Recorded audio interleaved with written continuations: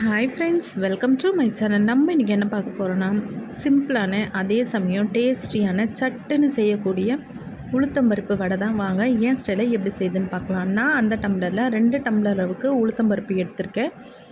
உளுத்தம்பருப்பு 1 மணி நேரம் ஊறினாலே போதுமானது. 2 டம்ளர் உளுத்தம்பருப்புக்கு 1/4 டம்ளர் பச்சரிசி சேர்த்துருக்கேன்.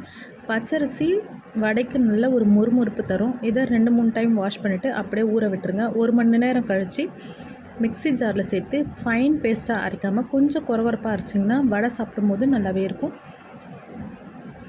இப்போது அரைச்ச உளுத்தம்பருப்பில் ஒரு கொத்து கருவேப்பிலை, கட் பண்ணி வச்ச பெரிய வெங்காயம் 2, 1/2 ஸ்பூன் மிளகு, ஒரு 1/4 ஸ்பூன் சீரகம் சேர்த்துக்கோங்க.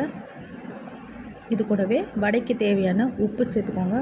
ஒரு பச்சை மிளகாய் குட்டி குட்டியாக நறுக்கி சேர்த்துருக்கேன். இப்போ இதெல்லாம் மாவில் படுற மாதிரி நல்லா பிசைஞ்சு விட்டுக்கோங்க. உப்பு அங்கங்கே அப்படியே நிற்கும். மாவை நல்லா கெட்டியாக அரைச்சிக்கோங்க, இல்லைன்னா வடை மாவு எண்ணெயை நிறைய குடிக்க ஆரம்பிச்சிடும்.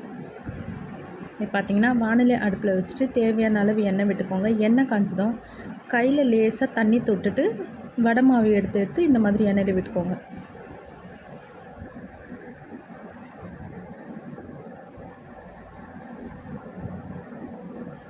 வடையை போட்டதும் கரண்டியை விட்டு கிண்டுனிங்கன்னா அப்படியே அடியில் ஒட்டிக்கும். கொஞ்ச நேரம் அது வேகிறதுக்கு டைம் கொடுத்துட்டு 2 பக்கமும் நல்லா திருப்பி விட்டுக்கோங்க. இப்போ பார்த்திங்கன்னா வடை நல்லாவே வெந்து வந்தாச்சு.